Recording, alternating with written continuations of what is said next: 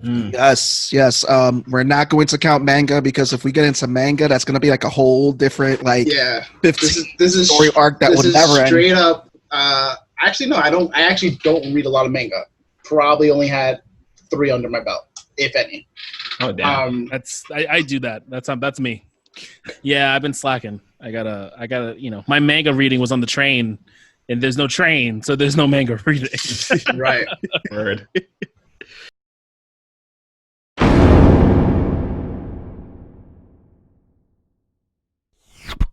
What's going on, everybody? Hope you're staying safe. Hope you guys are okay. Welcome back to another episode of the quarantine edition of Nerds of the Round. I am your host, Law. It's your boy Sebastian. And your boy Tone from across the hall. Say we have a special guest. Guess Will. Yes. We are good stuff, Tone. Today we are getting into anime that we wish had seen its completion. So yeah, I mean, we all go through that where we're watching this really dope show, we're loving it, and then all of a sudden there's no ending. I was actually kind of scared of that because I remember everyone complaining about Hunter x Hunter not having an ending, but I was actually very satisfied with what they did with the 2011 anime. Yeah. So it kind of had an ending and left it open if they want to continue, like with the. Give me a proper send off.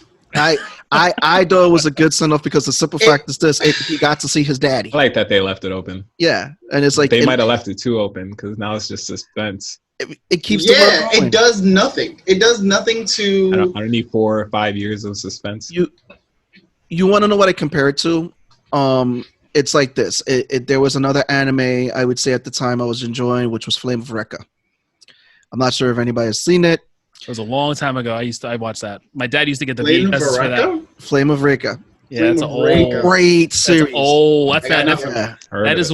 when anime used to be hand drawn. Oh, yeah. This show was pretty like you remember like it came out around the time I think probably the same time as Yu Yu Hakusho. Okay. This was like in that line with that, but this show didn't have a proper ending. And that's why I'm like, I kind of like what they did with Hunter x Hunter versus what they did with Flame of Recca because there was just so much stuff that they didn't even get to cover. And they just started introducing new stuff into the plot, this, and that. I was like, oh, okay, wait, we're going to learn that? Nope. Well, this is why I argue that Hunter x Hunter is not complete because there are arcs within that story that are not seen through. Definitely. Which, there's a lot of open-ended, like, unanswered plot points. So many. Like it wraps up Gon's story, kind of, but you're still missing a good number of the everything going on in Killwa's family not explored. What? But that's the thing. I get that. But the thing is, to me, it wasn't Killwa's story, nor was it Lario's. It was all Gon's story, and in some point, it was also in a way, it was kind of a little bit like I'm thinking of Kurapika. They didn't wrap up Kurapika's story, but in a way, it kind of. Kurapika has one of the best stories in there. It does. And they just straight up gave like a taste of it, and we never really hear from him again. Yeah, because in the story arc with the chairman when they were trying to vote for the new chairman, you kind of see Kurapika just sitting in a room looking at all the eyeballs of his people. It's like, did he complete it? He's still going. But again, to me, it used that open-ended where it's like if they want to revisit those storylines in terms of spin-off shows to follow them, then I can understand that. But again, I also don't even think that they became fully realized hunters in their own right. Yeah. I mean, that I definitely skip steps, I feel like, for story reasons, but I don't know. There's a lot of stuff. It just feels very unfinished and unfulfilling. Well, they're still. Well, what was it? They were still. I think they were doing something in the manga with the spiders. But again, I think it was just more of like, okay, this is Gon. His journey is to find his father, and they kind of gave you that. That's what they gave. Yep. But yet, again, in terms of full hunters, I think we saw the capabilities of Gon and Killua and the Chimera Ant arc, where they became more closer to being full-fledged hunters than we saw of Kurapika and Lario at the time. But yes, again, no, we saw how powerful Kurapika could become. Yeah. What I'm saying is, So you have when you had the exams, they showed you the varying levels of what types of hunters there could be. Mm. They never established what kind of hunters these guys are at all. Like there's so many different levels to being a hunter that was unexplored. Like essentially you establish the world, but you establish maybe surface level of what the world is without actually giving us any more depth to like what hunters do outside of like maybe we know what this person does, but we don't understand how it happens. So a lot of people who try to get into Hunter x Hunter, they're like, this is whack. Because they only watch like the first 2 or 3 episodes and they're like, I don't know what's happening. And I'm like, you literally watch the first 2 or 3 episodes. Like, I don't understand this need for like the first episode has to be the best episode. I'm hooked up. The instant gratification. Yo, Yeah. it's so. You gotta at least do like 3 episodes. Like I started watching Avatar, and I was like, oh hell, perfect man, example. So good. Yeah. Like you start watching the first episode, and it's. And like it's a little goofy. It's a little goofy, and it's got the kids and stuff. And even as it starts up, it's still goofy. And Angus is like a goofball. But as you get deeper into the show, and you get the real issues, and they really touch on that stuff, which I thought was really great. And I like what they did when we got to the North Pole. And I'm on season 2 now. I'm really enjoying it. It was like one of the things I kind of. It sucks I wasn't a part of the event when I was a kid. Yeah. But it's cool that I can enjoy it now. And then once I finish it, I'm hoping they eventually get Korra so I can watch Korra. Yeah, I mean, thank you for telling me that. So no spoilers then. No spoilers, but yeah, it's great. I'm loving it. Yeah.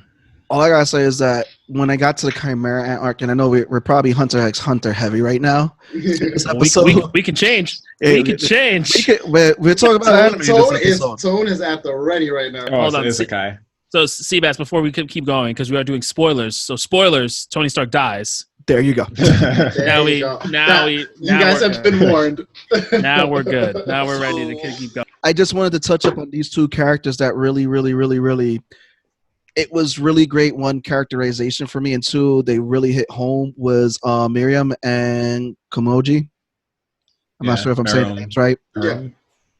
And I was like, wow, these are it. Like that arc right there. Those are 2 really great characters, even though they weren't the main characters of the series. They're kind of main.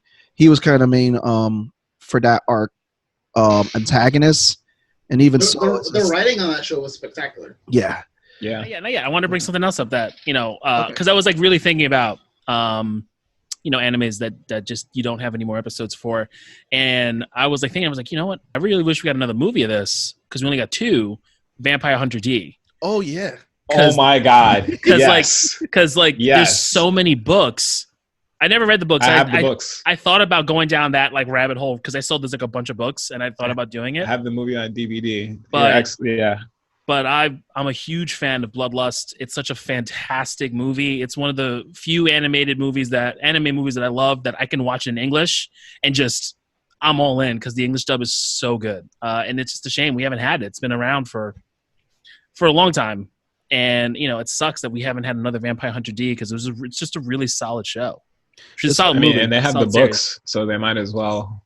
But yeah, I watched it in the Japanese with the subtitles because I had the old DVD. Do you think it would be better for it to have even though Castlevania wasn't an anime beforehand, but do you think it needs a Castlevania vibe and revamp? I think so. Yeah, I mean. Like Will said, there's books. You have so much source material. Yeah, and the technology is already there. So Netflix, there's an original right there for you. It's a lot different in anime because 1, a lot of these are properties that have manga, so you can kind of read the manga to like get your source material. But the source material and the anime often like drift apart in terms of storytelling. You also get where the studios who are doing it are under new management, like they just shut down, lose funding, the writers, that kind of thing, versus a live action show like No Ordinary Family is just ratings. You know what I mean? And I think like a lot of animes aren't really hindered by ratings as much as they're hindered by the level of production it goes into getting it and consistently putting out those products. You know what I mean? So it's a I hard. wish it was ratings. Yeah. It's crazy because like Attack on Titan could have been one of those animes. No, it could have, and look how long it took them to get a second season. And, Yeah. Almost made me not care. By the time season 2 came out, I didn't care. And it wasn't until season 3 came out and Tone was like, yo, you have to watch it. And I'm like, whatever. He did you a favor. I know. So Tone said, I think I've said it in multiple episodes, but Tone sat me down and showed me a clip from season 3. And the animation alone, I was like, bro. He's like, no, keep watching. And he's showing me like the fight scene. Oh, Will, for reference, it's episode 2 when Levi is going across the roof. Oh, that's the first episode. Oh, huh? Bro, that's episode 1, season 3. Nah, it's episode 2. It's episode 2? Because episode 1 ends with Kenny shooting that girl and Yeah. Levi yells. Oh, yeah, you're right. Okay. "Hey!" Yeah. But like, even still, it's like so beginning of season 3 that you're like, how do you? And it just kept ramping up, and I was like, oh.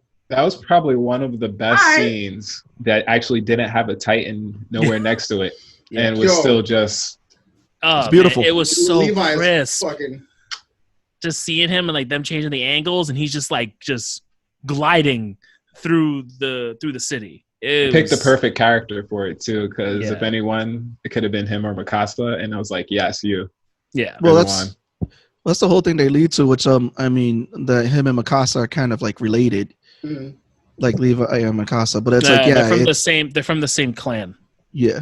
Yeah, they don't talk about it too much, even in the manga. They don't really hit on it. That's not even a spoiler. Like there is no spoiler on that. I feel streaming saved Attack on Titan. Do you think streaming would save a lot more anime studios with this, especially now that you have a lot of streaming services that are looking to get original content, like Netflix, Crunchyroll with their deal with webtoons, HBO launching Max now looking to get anime deals. Do you think that we will see some of these shows either come back or get revamped? But a lot of these shows need that 3 to 5 episode just to see what everything's about. Because essentially, in the beginning, you're getting the world building, establishment of characters, and maybe a glimpse of what the big threat is. That's it. I feel like that's in a lot of I passed too quickly on that. and I feel like that's in a lot of animes we watch. Like even the more popular ones that are more mainstream. Like you still need like those 3 episodes to really dial you in. You know, like when I started watching MHA, you know, it's fun. You know, it's great. Yeah, it's great. It's all. But like I remember, I started watching it because Seabass showed me the scene when Deku's fighting Todoroki in the school tournament. Right, but like you got to build up a whole thing, and then the best scene in the first season is when All Might comes in and fights the Nomu. Like that's the most memorable scene of season 1, and you got to wait like 10 episodes before that even happens. Right. So I think a lot of the mainstream stuff, you know, you still got to give it that time. Like Attack on Titan, I think, you know, I would say one of the few that gets you is like One Punch Man gets you on that first episode because of how funny it is. Yeah. Right? Because this like in that first that first 2 minutes when the virus guy shows up because he's there to protect the Earth, and then Saitama comes and punches him, and you're like, what the